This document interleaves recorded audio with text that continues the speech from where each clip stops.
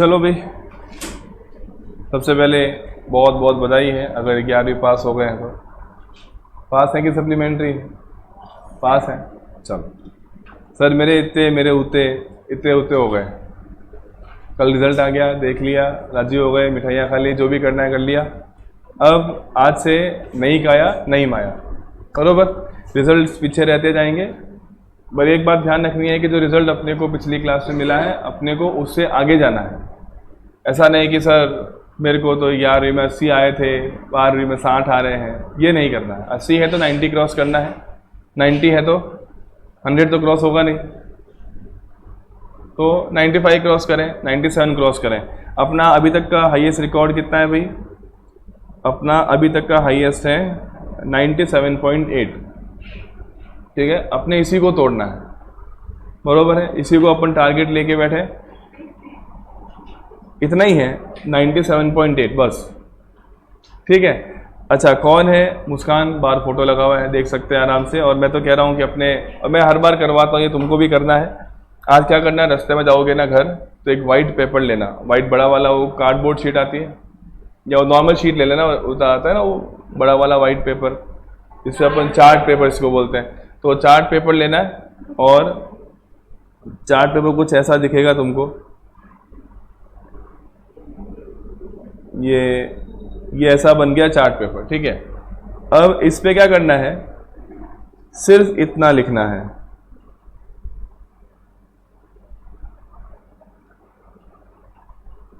बस। ये क्या है बताओ, बताओ क्या है ये? इसका मतलब समझ पा रहे हो? That means first where.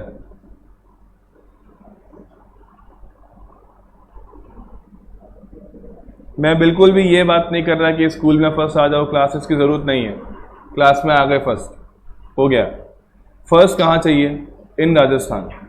Sir आते हैं क्या? वो जब भी तुमने देखे ना 97.8, वो राजस्थान में फर्स्ट है। ठीक है, उसके पहले भी एक स्टूडेंट ला चुकी है राजस्थान में फर्स्ट, उसके 96.8 थे, बरोबर है। तो इस रिकॉर्ड को तोड़ेंगे तो अपने को राजस्थान रैंक फर्स्ट मिलेगी। अच्छा सर, रैंक फर्स्ट लाने का क्या फ़ायदा है? What is the benefit? लड़कों की बात बाद में करेंगे, पहले गर्ल्स के लिए मैं बार बार बोलता हूँ, इंदिरा प्रियदर्शिनी, नाम सुना है कभी?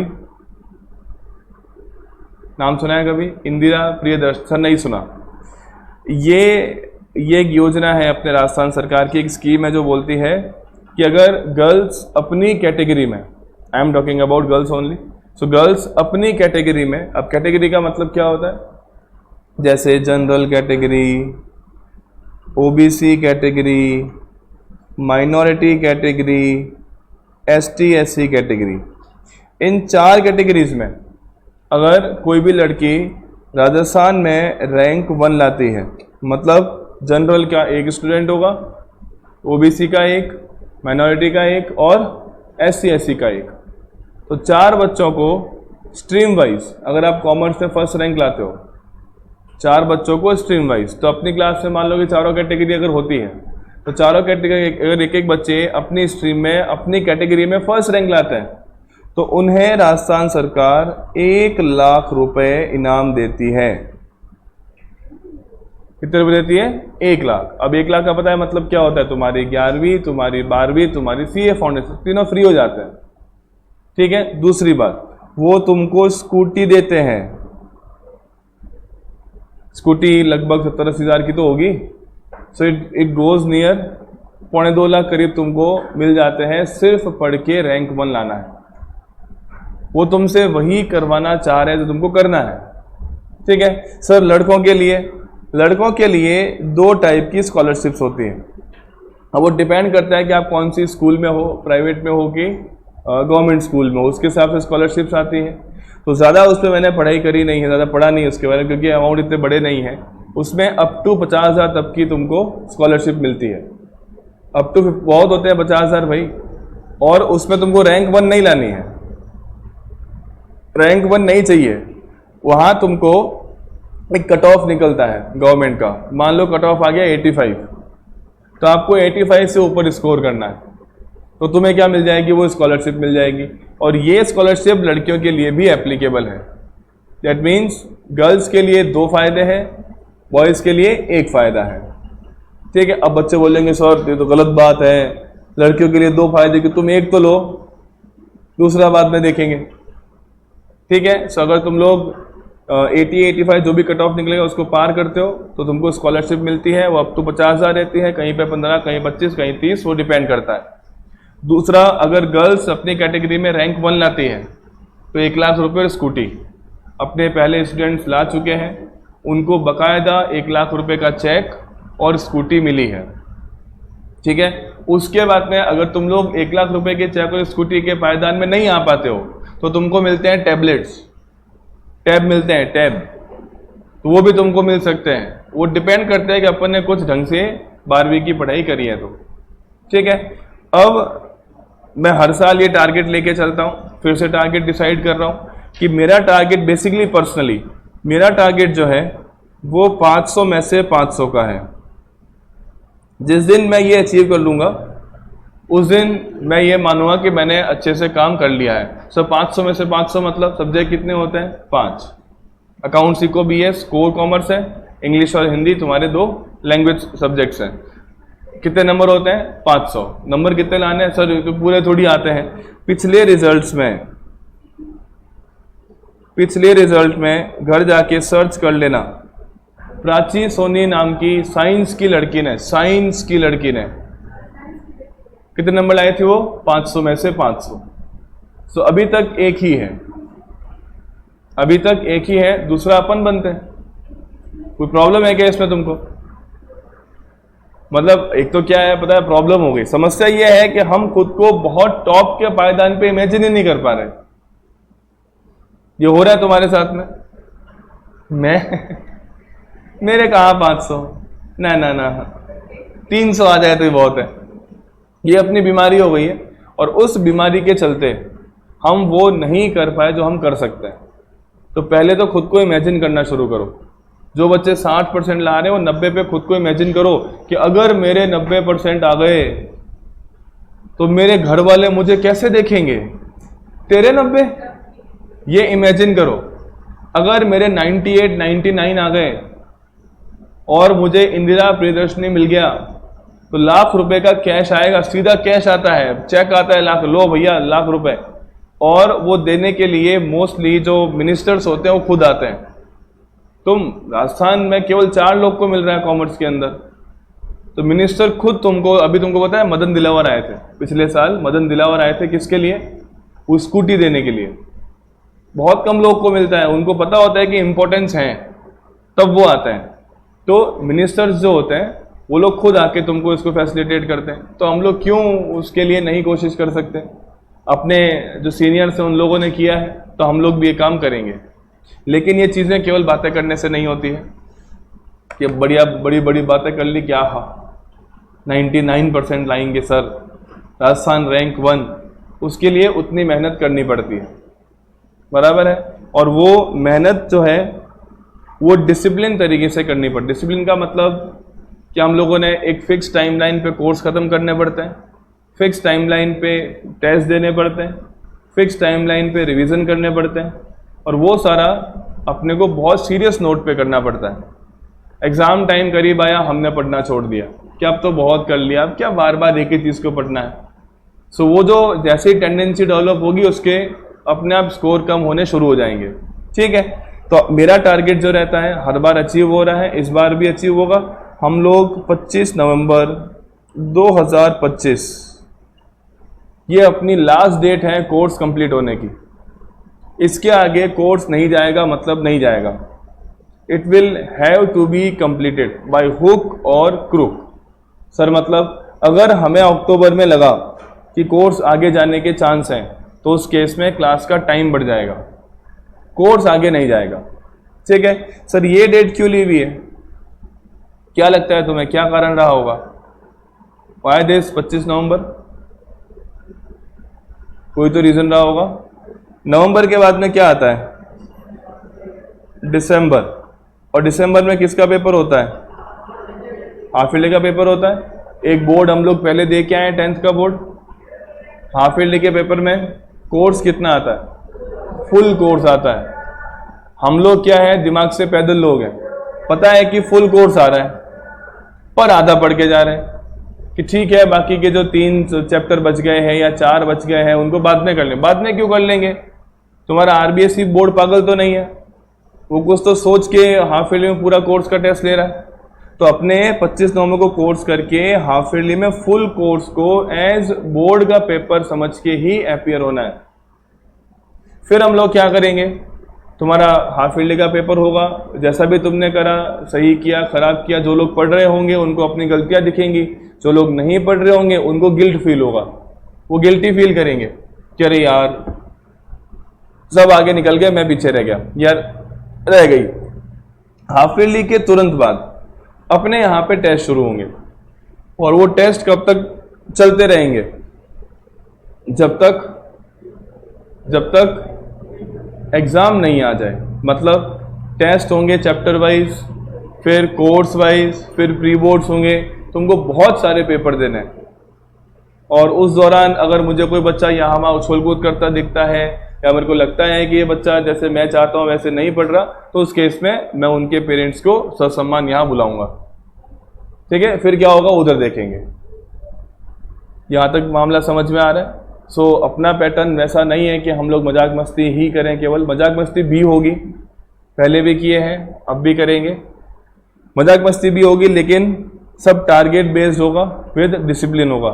मुझे रैंक चाहिए, मतलब चाहिए, उसमें कोई कुछ बीच में अगर मुझे लगा कि कोई बच्चा मेरे उस रिजल्ट के बीच में आ रहा है तो फिर वो अपने घर जाएगा। ठीक है, और फीस भी रिफंड नहीं करते हम लोग बराबर है। चलो आ जाओ। किसी को पता है क्या कि अपने सब्जेक्ट्स कौन से हैं? मैंने बोले थे अभी। अच्छा एक और बात मुझे याद दिलाओ, अपनी क्लास कैसी होती है? यूनिलेटरल होती है कि बाईलेटरल होती है? What is unilateral? एक तरफा। एक तरफा समझ में आ रहा है? What is bilateral? तो अपनी क्लास कैसी होती है? बाईलेटरल। मतलब क्या होगा क्लास के अंदर? whenever I will ask something, you will have to respond. तुमको जवाब देना पड़ेगा। ठीक है, अब मुझे बताओ सब्जेक्ट कितने हैं? 5। ठीक है, कौन से हैं? कॉमर्स के बच्चे को सबसे पहले याद क्या आता है? अकाउंट्स, फिर इको। अभी तुम्हारा फेवरेट रहा होगा इको 11th के अंदर। आधे बच्चे तो रो रहे हैं कि ये नहीं होता तो ठीक रहता। आगे बढ़ो। फिर आएगा बीएसटी, इंग्लिश और हिंदी। देखो अब हम लोग भले ही बीइंग अ सीए मैं शायद सब पढ़ के आया होऊंगा, मैं बीएससी भी पढ़ के आया होऊंगा, मुझे इंग्लिश हिंदी भी थोड़ी बहुत आती होगी, बट इसका मतलब ये नहीं कि मैं सब पढ़ा दूं। पढ़ाने के लिए एक्सपर्टीज चाहिए होती है, और मेरी एक्सपर्टीज केवल कहाँ है? अकाउंट्स और इको। तो मैं ऑब्वियसली क्या करवाऊंगा? अकाउंट्स एंड इको करवाऊंगा। बीएससी कौन पढ़ाएंगे भाई? बीएससी कौन करवाएंगे? योगेश सर, बाय प्रोफेशन वो भी सीएस हैं, कंपनी सेक्रेटरी हैं। जब वो एंट्री करेंगे तुमको बात समझ में आ जाएगी। इंग्लिश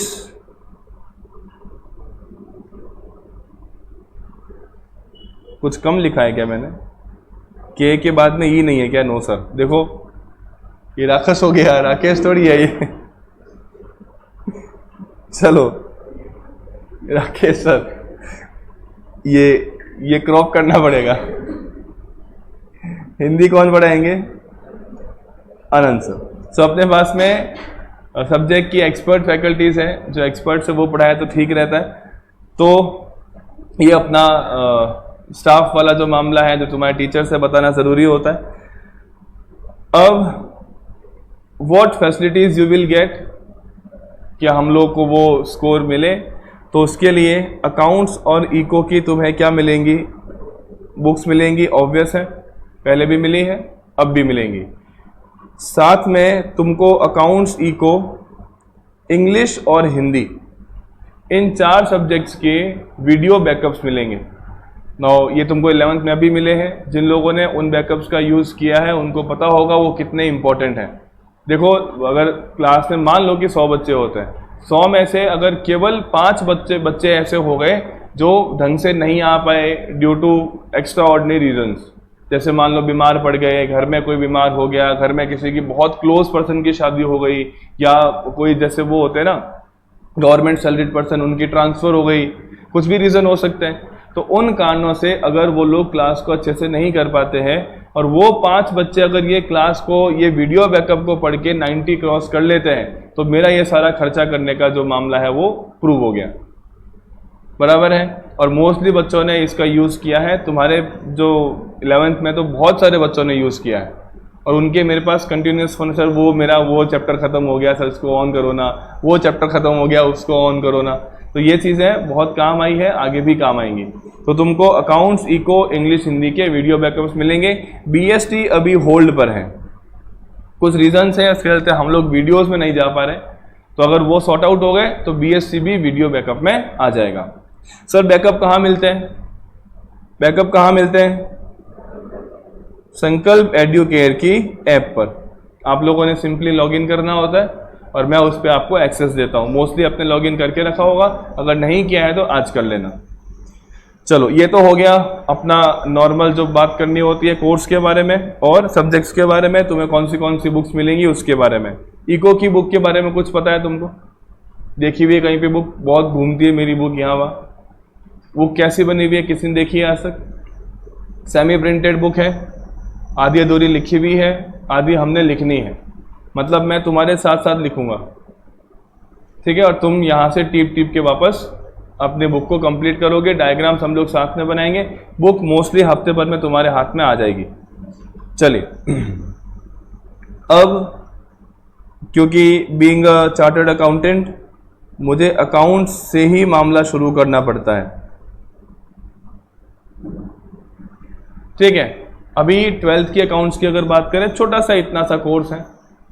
पिछली बार अगर देखेंगे तो मेरे 100 लेक्चर्स रिकॉर्ड हुए हैं, मात्र 100 लेक्चर्स, 100 मतलब 100 घंटे, हर 1 घंटे का लेक्चर होता था। अभी अगर 18 मई है, 18 मई से अगर तुम लोग 100 लेक्चर्स मतलब 3 महीने 10 दिन इतने काउंट करो तो 18 मई से 18 जून, 18 जुलाई, 18 अगस्त, 28 अगस्त, इतने दिनों में कोर्स ख़त्म हो जाता है। लेकिन क्योंकि 100 लेक्चर्स कंटिन्यूस नहीं होते हैं, संडे आते हैं बीच में, तुम्हारे टेस्ट आते हैं, स्कूल्स में टेस्ट होते हैं, कभी मेरे भी कुछ कार्यक्रम रहेगा, मैं यहाँ वहाँ हो जाऊँगा, जुलाई अगस्त आएंगे, वो मेरा सीज़न रहता है पीक, तो उस समय मेरी डिस्टर्बेंस रहती है। तो उस कारण से हम लोग ये कोर्स कब ख़त्म करेंगे? लगभग अक्टूबर एंड में। 25 नवंबर तो बहुत दूर है तारीख, अपन ख़त्म कब कर लेंगे? अक्टूबर एंड में अपन फ्री होना शुरू हो जाएंगे। लाइक किलो अभी को बंद, अब अकाउंट्स बंद, इंग्लिश बंद, वैसे करके हम लोग कोर्स कंप्लीट करेंगे। तो अकाउंट्स के अंदर अगर तुम देखोगे तो केवल 2 ही पार्ट्स हैं। अकाउंट्स का तुम्हारा पूरा 12th का कोर्स केवल 2 ही चीज़ें हैं। ये नाम सुन लिया होगा कहीं पे, पार्टनरशिप,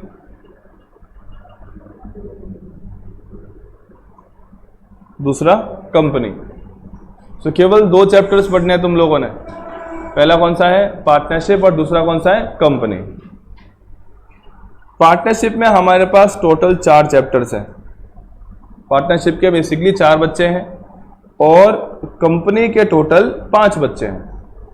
तो मिला के हमने कितने चैप्टर पढ़ने हैं? 9, ठीक है। जैसे अगर तुमको नाम कहीं सुने हो तो बहुत ही अच्छा, नहीं तो अभी सुन लोगे। पार्टनरशिप का पहला चैप्टर होता है फंडामेंटल्स, दूसरा होता है एडमिशन। अभी इस पे बात करेंगे हम लोग। फंडामेंटल्स का मतलब क्या है basically? What is the meaning of word fundamentals? Fundamentals word नहीं पता? बेसिक्स, बेसिकली इसका मतलब क्या है? बेसिक्स। अब फंडामेंटल्स किसके होंगे? Fundamentals of partnership. अब सोच के बताओ ये सब्जेक्ट क्यों डाला होगा, ये चैप्टर क्यों डाला होगा? फिर तुमको पता ही नहीं है कि पार्टनरशिप क्या होती है, कैसे काम करती है। पार्टनरशिप का अपने को पी नहीं आता, तो अपने को पार्टनरशिप के बेसिक से शुरू करना पड़ेगा। इसलिए बोर्ड ने क्या डाला? Fundamentals of partnership. दूसरा एडमिशन ऑफ पार्टनर, जैसे मान लो कि दो लोग हैं ए और बी पार्टनरशिप में, दोनों अच्छे से काम कर रहे हैं, अब इनको एक और पार्टनर चाहिए। पार्टनर कौन आ गया साथ में? सी। तो अगर नया पार्टनर साथ में लाएंगे तो अकाउंटिंग वाइज क्या क्या करना पड़ेगा, ये अपने को सीखना पड़ेगा किसमें? एडमिशन ऑफ पार्टनर्स में। साथ ही साथ में एक पॉइंट और लिख रहा हूं, चेंज इन पीएसआर। ये जो त्रिभुज ट्राइंगल बना है इसको हम लोग क्या बोलते हैं? डेल्टा। डेल्टा का मतलब क्या होता है? चेंज। ठीक है, ये आगे जाके और काम आएगा। So change in PSR, PSR का मतलब होता है प्रॉफिट शेयरिंग रेशियो। पीएसआर क्या होता है? Profit sharing ratio. जैसे सर मान लो ए और बी पहले 1:1 में पार्टनर थे, अब इन लोगों ने रेशियो चेंज करके कर दिया 2:1। हो सकता है ऐसा? पार्टनर रेशियो चेंज कर सकते हैं। तो अगर पार्टनर रेशियो चेंज करेंगे तो उनकी बुक्स ऑफ अकाउंट्स में क्या इंपैक्ट आएगा, तो वो भी हम लोगों ने सेकंड चैप्टर में पढ़ लेना है। सर बताओ ना क्या इंपैक्ट आएगा, तो वो अभी थोड़ी पढ़ेंगे, वो कब पढ़ेंगे? वो जब चैप्टर आएगा तब पढ़ेंगे। थर्ड चैप्टर तुम्हारा होता है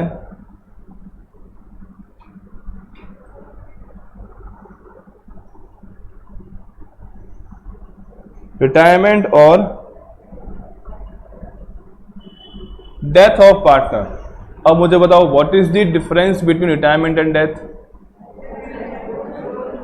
भाई दोनों ही केस में पार्टनर छोड़ रहा है, पार्टनर दोनों ही केस में छोड़ रहा है।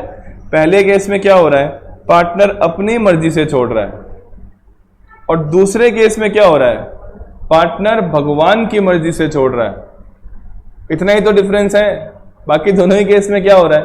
पार्टनर फर्म छोड़ के जा रहा है, बरोबर। अब देखो, जब पार्टनर खुद फर्म छोड़ के जाएगा तो जो उसका हिस्सा पार्टनरशिप में बनता है, what ever the amount is, वो पार्टनर खुद लेके जाएगा। बट अगर पार्टनर भगवान की मर्जी से छोड़ के गया तो वो खुद आ सकता है पैसे लेने। अगर वो खुद आ जाए, अगर वो खुद आ जाए तो उस केस में मैं सलाह दूंगा बाकी बचे हुए पार्टनर्स को कि धंधा बंद करें, नया काम शुरू करें, वरना वो उनको भी साथ लेके जाएगा। दैट मीन्स जब पार्टनर की डेथ हो जाए उस समय उसके जो लीगल हेयर्स होते हैं, सुना लीगल हेयर्स, जो उसके बच्चे हो सकते हैं, वाइफ हो सकती है, कोई भी हो सकता है घर में, या दोस्त, कोई भी दोस्त जिसका उसने नाम लिखा हो, वो पैसा लेके जाएगा। और पैसा लेके जाएगा तो अपने कैलकुलेट करना पड़ेगा। वो हम लोगों ने चैप्टर नंबर 3 में सीखना है कि भैया कितना पैसा कितना कैसे कैलकुलेट करेंगे।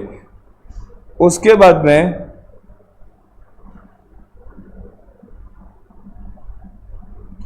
Dissolution of firm. अगर फर्म को हम लोगों ने बंद करना पड़ जाए तो बंद करने की क्या प्रोसेस है? मान लो हम लोग इसमें संकल्प है और इसमें बहुत सारे पार्टनर्स, 10 पार्टनर्स हैं, तो जिस समय कभी ऐसा हुआ कि हम लोग को लग रहा है कि नहीं अपने को बंद करना पड़ेगा, तो सोच के देखो कितनी सारी परेशानियां हैं, कितनी असेट्स है। सोचो एक बार, इतना सारा फर्नीचर है, इतने इलेक्ट्रिक गैजेट्स हैं, इतने वो कंप्यूटर, कैमरा, प्रोजेक्टर, इतनी सारी चीज़ें, तो उन सबको सेल आउट करना, जो हमसे पैसा मांगते हैं उनको पे करना, सब कुछ काम करना पड़ेगा। एसी भी है, ठीक है, बच्चे देख रहे हैं कहाँ हैं, वो दिख रही है मेरे को। तो ये तुम्हारे पास सारी एसेट्स हैं, वो हम लोगों ने क्या करनी पड़ेंगी? सेल आउट करनी पड़ेंगी। तो ये सारा काम हम लोगों ने करना पड़ेगा। और तुम किस चैप्टर में करोगे? रिजोल्यूशन ऑफ फर्म में करोगे। ये 4 चैप्टर तुम्हारे किस में फॉल करते हैं? पार्टनरशिप में फॉल करते हैं, ठीक है। अगर बात करें कंपनी की, तो कंपनी का पहला चैप्टर होता है अकाउंटिंग फॉर शेयर्स। दूसरा चैप्टर होता है अकाउंटिंग फॉर डिबेंचर्स। क्या नाम सुने हैं? What is share, what is debenture? Owner का पैसा शेयर्स वाला पैसा है, और लोन वाला पैसा किसका है? वो डिबेंचर्स का पैसा है। अच्छा, तीसरा financial statement of companies. FS का मतलब क्या है? फाइनेंशियल, ये नाम पहले कभी सुना है? फाइनेंशियल स्टेटमेंट, FS1, FS2, ऐसा कभी सुना है? वहाँ हम जो FS1 और 2 करते थे ना, वो FS1 और 2 हम अपनी मर्जी से, जहाँ तुमको जो समझ में आया तुमने लिख दिया। कभी कैश को पहले लिख रहे हैं, कभी बाद में लिख रहे हैं। कभी मशीन को पहले लिख रहे हैं, कभी बाद में लिख रहे हैं। ये काम किया हम लोगों ने, लेकिन अब ये नहीं कर पाएंगे। जब एफएस ऑफ कंपनी बनेगा तो वो कंपनीज एक्ट के हिसाब से बनेगा, मतलब जहां कंपनीज एक्ट बोलेगा हम वहीं लिख पाएंगे। तो अपने को फॉर्मेट याद करने पड़ेंगे, जब नंबर आएगा तब देखेंगे। देन अपने पास में एक चैप्टर आता है रेशियो, एक सबसे इंटरेस्टिंग और सबसे आसान चैप्टर है रेशियो एनालिसिस। वो तुम्हारा चैप्टर नंबर 4 होगा कंपनी में। और 5th चैप्टर होगा कैश फ्लो स्टेटमेंट्स। ये तुम्हारा कंपनी का 5वां चैप्टर है। सो बहुत छोटा सा कोर्स है, केवल 9 चैप्टर हम लोगों ने कंप्लीट करने हैं। सो एक बार फटाफट से लिख लेंगे इसको ताकि पता रहे हमारा कोर्स कितना है।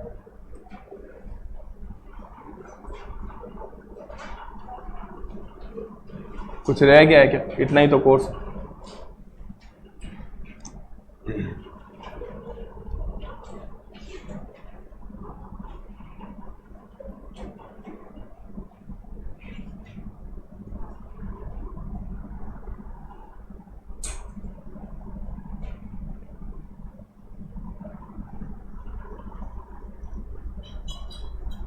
इसे बंद कर दो ना, ये वाला फर्स्ट स्विच।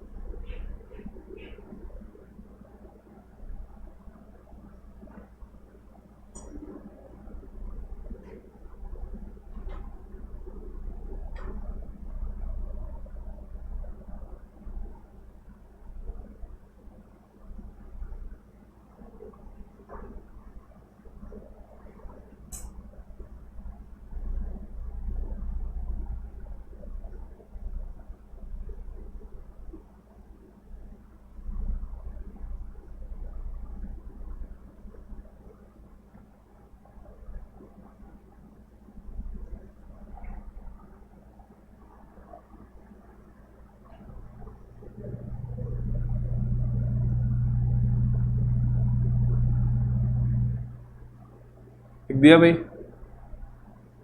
अभी शॉर्टकट्स में लिख सकते हैं, एब्रीवेशंस में लिख सकते हैं।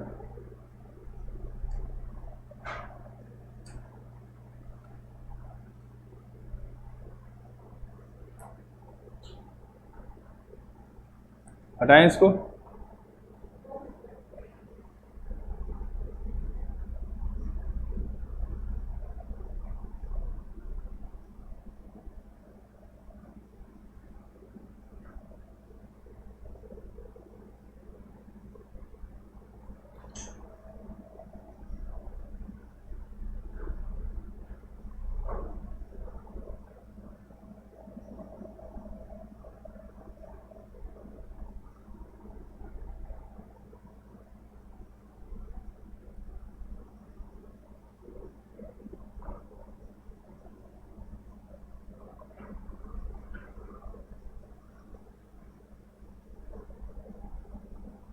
हटाओ,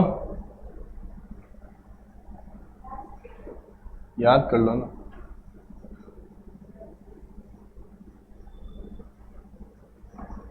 चलो, सो आज अपन क्या शुरू करने वाले हैं। फर्स्ट चैप्टर, इसका नाम क्या है? Fundamentals of partnership. तो अब प्रॉपर हम लोग क्या कर रहे हैं, अकाउंट्स को शुरू कर रहे हैं। लो भाई, फर्स्ट चैप्टर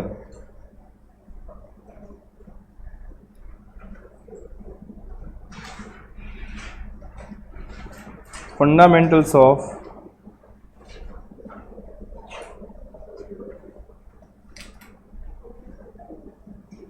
पार्टनरशिप।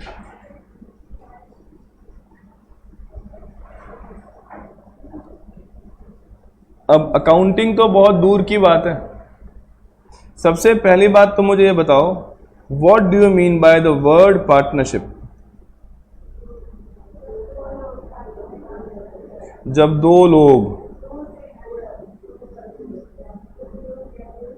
लोग या दो से ज्यादा लोग, ठीक है, और ठीक है, जो तुम बोल रहे हो मैं लिख देता हूं, ये लो, 2 और मोर पीपल, और बोलो, तुम बताओ व्हाट इज पार्टनरशिप? पहला तो हो गया मेरे पास, 2 और मोर पीपल, व्हाट? अब क्या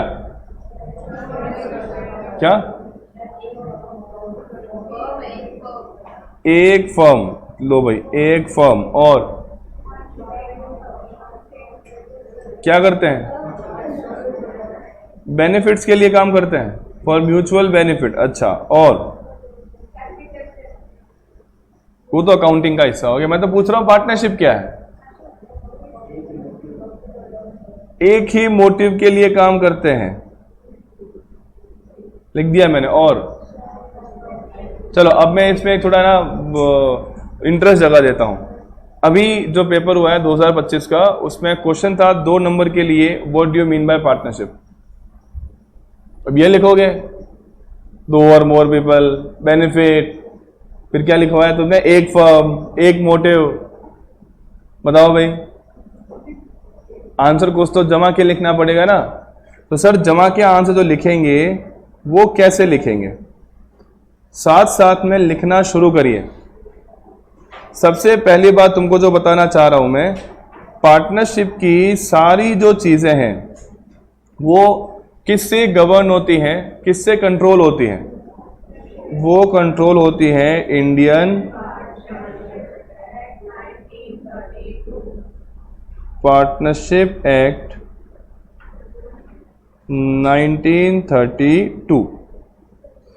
तो ध्यान रखना है तुमको, ये एग्जाम में क्वेश्चन आ सकता है कि बताइए पार्टनरशिप के सारे रूल्स कौन से एक्ट से गवर्न होते हैं। तो एक्ट कौन सा है? Indian partnership act 1932।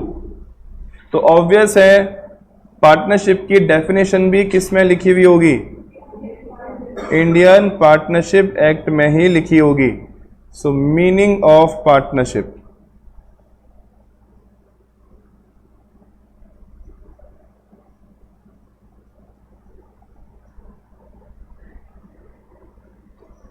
Meaning of partnership, चलो भाई अब मजा आएगा।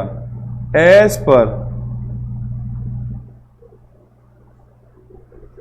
पर सेक्शन 4।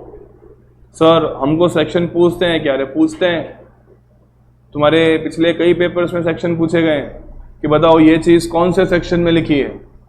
बट ये जरूरी नहीं है कि तुमको पूरे पार्टनरशिप एक्ट के सेक्शंस पूछेंगे, नहीं, जितने सेक्शंस तुम्हारी बुक में मेंशन है उतने ही पूछे गए। इवन एक बार क्वेश्चन आ गया था, explain section 37 of partnership act. अब क्या फेंकोगे तुम उससे मन से? तो लिख सकते हो क्या उसमें? वो तो सेक्शन पढ़ा हुआ हो तो ही लिख पाओगे, और वो सेक्शन तुम्हारी बुक में मेंशन्ड है। तो जहां जहां सेक्शन लिखी हुई है वहां वहां हमने पढ़नी पड़ेगी, क्योंकि हम लोग 100 में से 80 के लिए नहीं पढ़ रहे हैं, हम किसके लिए पढ़ रहे हैं? 100 में से 100 के लिए। तो यही क्वेश्चन तुमको 100 में 100 लाने से रोकते हैं, और वो हम लोगों ने पहले से कवर करने हैं। तो डेफिनेशन कहां लिखी हुई है? Section 4। When ever I ask, it does not mean कि मैं खुद से पूछ रहा हूं, कि मैं पूछ रहा हूं कहां लिखिए, मैं ही बोल रहा हूं सेक्शन 4। मैं किन से पूछ रहा हूं? मैं तुमसे पूछ रहा हूं। और तुमको मुर्दा नहीं घोषित होना है, तुमको जिंदा रहना है। तो कहां लिखा है भाई? सेक्शन 4। सेक्शन 4 में क्या लिखा है? पार्टनरशिप का मीनिंग क्या लिखा है? As per section 4 of which act? Indian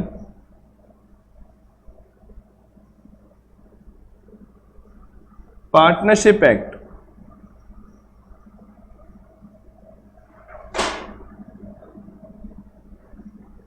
year बताओ।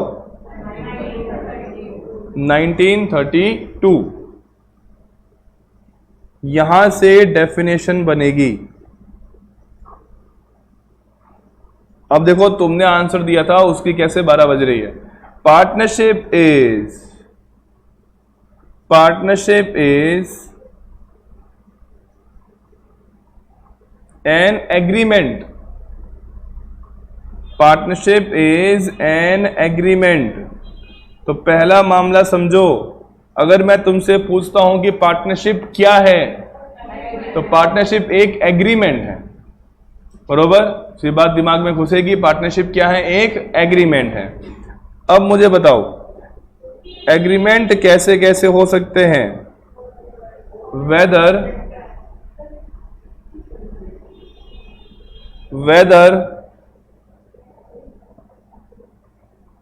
रिटन और ओरल, मतलब यहां तो आ रहा है वेदर रिटन और ओरल। बताओ भाई what is the difference in written और ओरल एग्रीमेंट। अगर लिख के ईमानदारी से तुमने एग्रीमेंट बनाया तो क्या होगा, रिटन, और ऐसे बातों बातों में किया तो ओरल। ज्यादा अच्छा कौन सा होता है, रिटन ऑब्वियसली। तो रिटन एग्रीमेंट के ऊपर करेंगे लाल लाल लाल लाल गोला। अब 2 3 4 पेन रखो पास में, कॉपी तुम्हारी ऐसे इंद्रधनुष बन जानी चाहिए। रिटन के ऊपर ब्लैक पेन से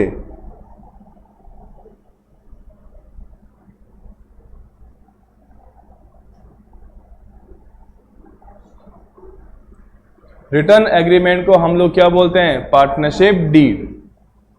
तो कल को क्वेश्चन आ गया, क्या आ गया सर, कि what do you mean by partnership deed.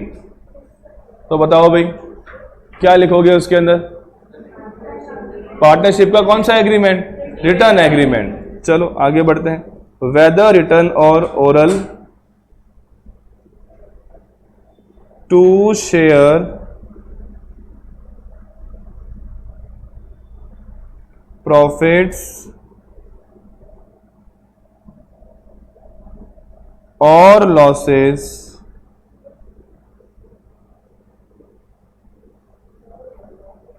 of a business। क्या लिखा है भाई, एग्रीमेंट किस चीज का है, प्रॉफिट लॉस को शेयर करने का। प्रॉफिट लॉस किससे होंगे, बिजनेस से। अब जो लिख रहा हूं मेरे को समझाना,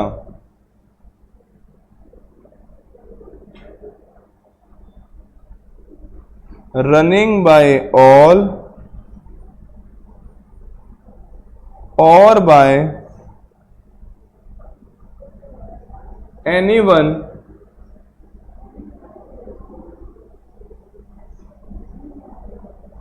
एक्टिंग फॉर ऑल। क्या हो रहा है आज, ये भी थक गया बेचारा लग रहा है ऐसा, सुबह 6:30 से चालू।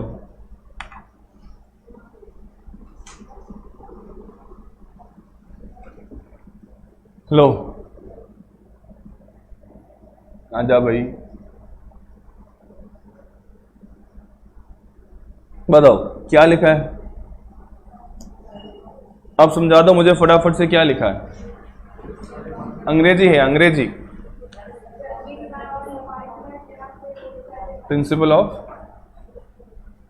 अब बोलना मत, हम आपस में देख रहे हैं, ठीक है। इन्होंने कुछ कहा है वो अपन डिस्कस करेंगे बाद में, सही कहा है हालांकि, बट अभी हम लोगों ने पढ़ा नहीं है इसको।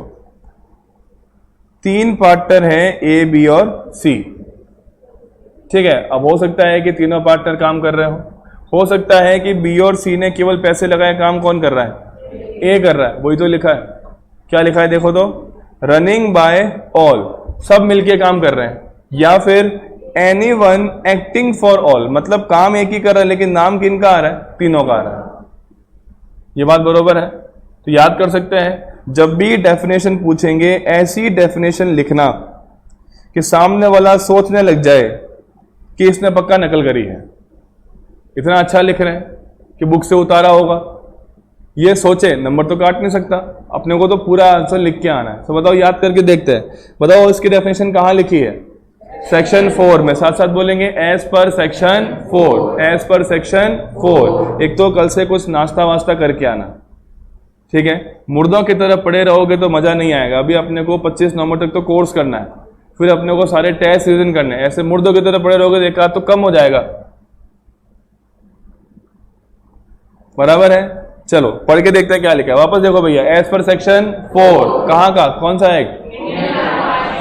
Of Indian partnership act 1932। वापस बोलते हैं, as per section 4 of Indian partnership act 1932।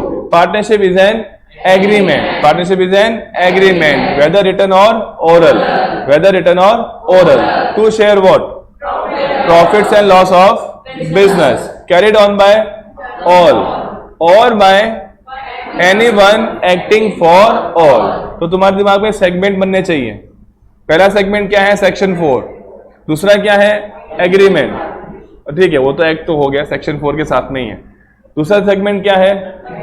Agreement, जो कौन सा हो सकता है? रिटन और ऑरल। एग्रीमेंट क्यों किया है? To share profit loss of a business, जो कौन चला सकते हैं? रनिंग बाय ऑल और by anyone acting for all. वापस बोलते हैं, एक बार देख के बोलना, फिर बिना देख के बोलते हैं। आज साथ शुरू करते हैं। As per section 4 of Indian partnership act 1932, partnership is an agreement, whether written और oral, to share of a business carried on by या रनिंग बाय ऑल और by anyone acting for all. बराबर, इसमें किसी को दिक्कत नहीं, रटीज गया पूरा। इसका क्वेश्चन आता है, कई बार पूछा गया है। अब मेरा तुमसे क्वेश्चन है, पॉइंट बी, चैप्टर का दूसरा पॉइंट, बट आज का लास्ट पॉइंट। मुझे बताओ,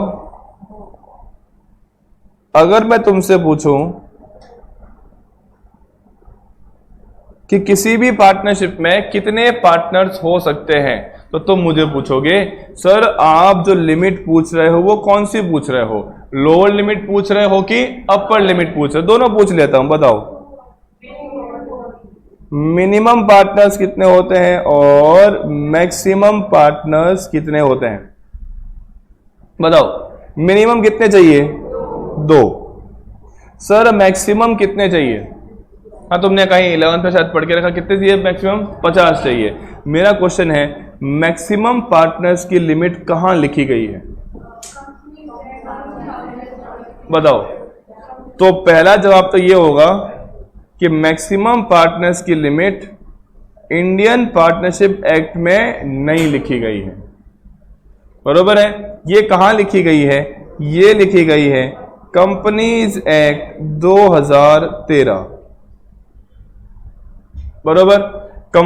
कंपनीज एक्ट के अंदर कौन सा सेक्शन? 464। बरोबर, यहां तक लिख लो ऐसे के ऐसे।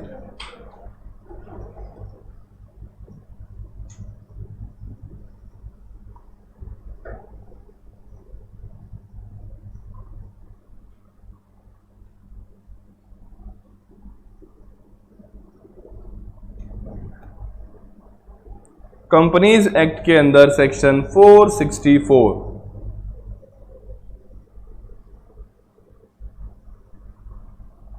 हो गया अभी लिख के? आप देखो, एक बढ़िया चीज दिखाता हूं मैं तुमको।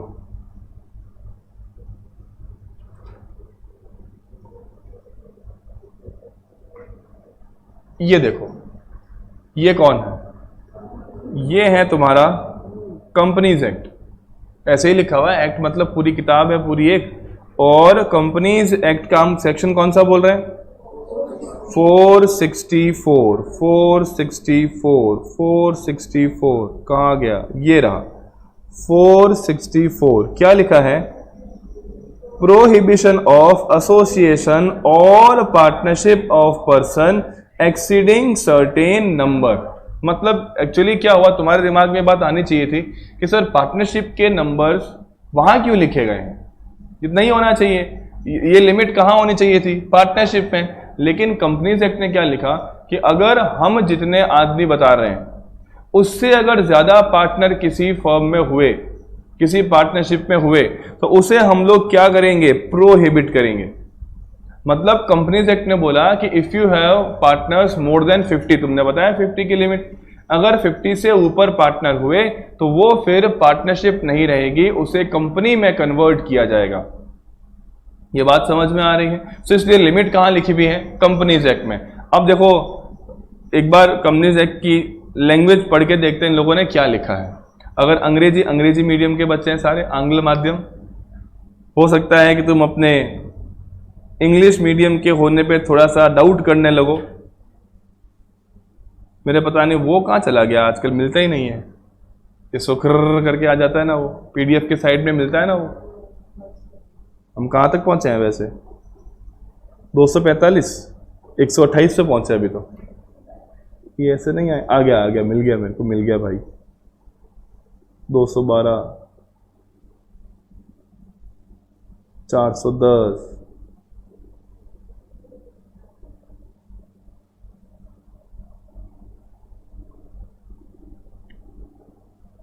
अब तुम मुझे पढ़ के समझाना, मैं तुमसे एक्सपेक्ट करूंगा कि तुम समझाओ। एनेक्स्टर्स में आ गए हम लोग।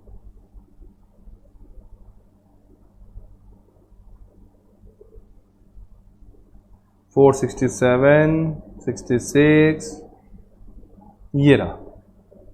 ये एक पैरा पढ़ के समझाओ, मजा आ जाएगा।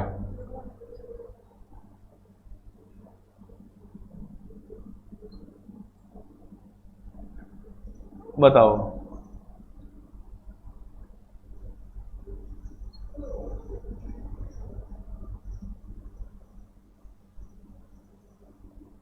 पढ़ के समझाओ क्या लिखा है। अगर पूरा नहीं समझा सको तो इतना बता दो कि इन 5 लाइन में 50 मेंबर की लिमिट कहां है। बताओ 50 मेंबर्स की लिमिट इन 5 लाइंस में कहां लिखी हुई है? पढ़ के देखे क्या लिखा है, देखो तो। No association or partnership, prohibition था कि नहीं रख सकते इससे ऊपर। Consisting of more than such number of person, such जो है ना, ये इनको बड़ा अच्छा लगता है वर्ड सच, बार बार तुमको दिखेगा। Such number of persons as may be prescribed shall be formed for the purpose of carrying on any business. मतलब कोई भी बिजनेस में उतने से ज्यादा लोग नहीं हो सकते जितने हम प्रेस्क्राइब करेंगे। हम प्रेस्क्राइब करेंगे का मतलब क्या होता है? बताओ कितने लोग हो सकते हैं यहां पे? मतलब यहां पर भी कंपनीज एक्ट ने भी ये बात नहीं लिखी हुई है, तो ये अपने को अधूरा नॉलेज है। हमारी बुक्स में क्या लिखा हुआ आ जाता है कि कंपनीज एक्ट में लिखा हुआ, जाके ढूंढ लो। कंपनी एक्ट में नहीं लिखा हुआ है, दैट मीन्स और गड़बड़ हो गई। भाई ढूंढ क्या रहे थे कि पार्टनरशिप एक्ट में, पार्टनरशिप में कितने लोग हो सकते हैं? पार्टनरशिप एक्ट में तो है नहीं। वहां लिख के क्या छोड़ दिया, कहां जाके ढूंढो? सेक्शन 464 किसकी? Companies act. यहां पर भी आ गए, इधर भी कुछ नहीं लिखा हुआ है, यहां तो लिख के छोड़ दिया हम जितना बताएंगे। अब देखो, हम जितना बताएंगे का मतलब होता है कंपनीज एक्ट चाह रहा है कि तुम क्या पढ़ो? कंपनीज रूल्स पढ़ो। मतलब ये कि गवर्नमेंट ने एक और बुक छाप के रखी है, उसका नाम क्या है? Companies rules. सर मतलब कंपनीज एक्ट अलग है, कंपनीज रूल्स अलग है, कंपनीज के सर्कुलर्स अलग है, नोटिफिकेशंस अलग है, अमेंडमेंट्स अलग है, सब कुछ अलग अलग है। और इसके अलावा एक छठी चीज, 5 तो मैंने बोल, छठी चीज केस लॉज, उनके जजमेंट्स आते हैं, वो और अलग चलते हैं। सर मतलब ये कि अगर तुम लोग को सीए या सीएस बनना होता है तो तुमको सब पढ़ने पड़ते हैं, ठीक है? तो ये कंपनी के लिए है, ये एक एक्ट है। दूसरा एक्ट पार्टनरशिप, तीसरा एक्ट इनकम टैक्स, चौथा एक्ट जीएसटी। तुमको इतने सारे एक्ट के, इसके अलावा भी और खूब सारे एक्ट आएंगे, उतने बड़े बड़े नहीं बताएंगे, वो भी तुमको सब पढ़ना पड़ेगा टू बिकम अ सीए और सीएस। इतना आसानी से स्टेटमेंट पास कर देते ना कि क्या है सीए कर रहा है, क्या है, क्या इतने पोथे। मतलब मैंने अपनी सीए फाइनल के बाद में अपनी किताबें, मैंने कई बार कहा भी होगा, मैंने बेची थी, अब इतनी सारी हो गई। वो किताबें थी 70 kilo, 70 kilograms of books only for CA final. सोच के देखो, 70 किलोग्राम मैंने इधर भरा है। मेरा पूरा बॉडी का वेट 70 नहीं था उस समय, जितना मैंने इधर भरा था, ठीक है? तो पहली बात तो ये कि यहां पर भी बात नहीं लिखी। लेकिन अगर तुम एक लाइन पढ़ पाओ, ये लाइन पढ़ो, इफ यू गेट इट, अच्छे से पढ़ो क्या लिखा है, ऐसे बेहतर रफ मत पढ़ो। एक्ट पढ़ रहे हैं हम लोग, बीएसटी की बुक थोड़ी पढ़ रहे हैं, इको की बुक थोड़ी पढ़ रहे हैं।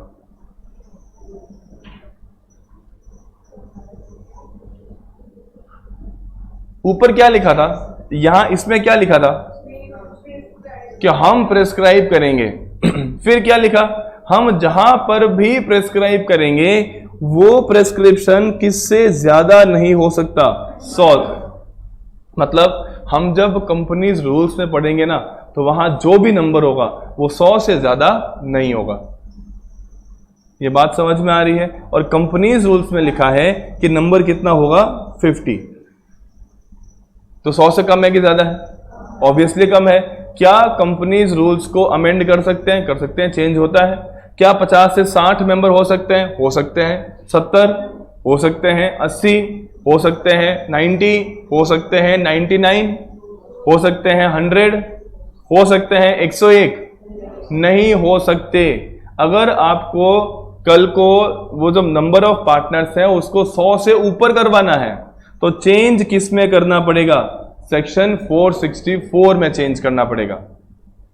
ये पूरा प्रोसेस समझ में आ रहा है किस तरीके से 50 वाला नंबर तुम्हारे सामने आ रहा है। तो दिमाग में अपने को रखना तो 50 ही है, पर थोड़ा मन में पता होता है ना कि 50 आया कहां से, तो आएगा कि हाँ पहले कहां देखा था, सेक्शन 464 में देखा, वहां तो लिखना भूल गए, बट एक लाइन क्या लिख दिए कि जहां पर भी मेंशन करेंगे वहां कितना मेंशन करेंगे, वो 100 से अंदर अंदर मेंशन करेंगे, नहीं 100 से ऊपर नहीं होगा।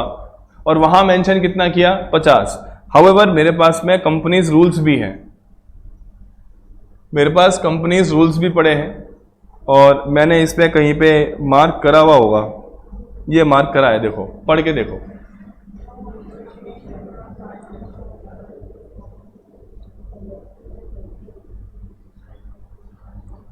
दिखाई दे रहा है, यहां क्लियर कट क्या लिखा इन लोगों ने, क्लियर कट क्या लिखा कि 50 से ऊपर नहीं हो सकता। तो सर अगर हमें क्वेश्चन पूछा गया, अगर हमें क्वेश्चन पूछा गया कि बताओ मैक्सिमम पार्टनर कितने हो सकते हैं, तो कितने होंगे, 50 बराबर। अब 50 कहां से आया वो अपने को पता है, ये बात बरोबर। तो अभी तक हम लोगों ने क्या करा अभी तक हम लोगों ने क्या करा, सबसे पहले मीनिंग क्या था, as per section 4 of Indian partnership act 1932 partnership is an agreement whether written और oral to share profits or losses of business carried on by all or by anyone acting for all। अच्छा, यहां हमने 50 लिखा है क्या, if not तो वहां पे 50 इंसर्ट कर दो। पार्टनरशिप में मिनिमम नंबर कितने होंगे, 2 और मैक्सिमम कितने होंगे, 50। ठीक है, अब 50 कैसा है आपको बात मालूम पड़ गई है। कल हम लोग और कुछ इसके बारे में बातें करेंगे। शुरुआत के कुछ दिन हो सकता है कि स्लो रहे या तुमको बोर लगे, सो लेट इट बी, कोई प्रॉब्लम नहीं है। जब अकाउंट्स आएंगे, रियल अकाउंटिंग आएगी, तब मजा आना शुरू हो जाएगा। ठीक है, आज ये रुकते हैं, मिलेंगे वापस कल।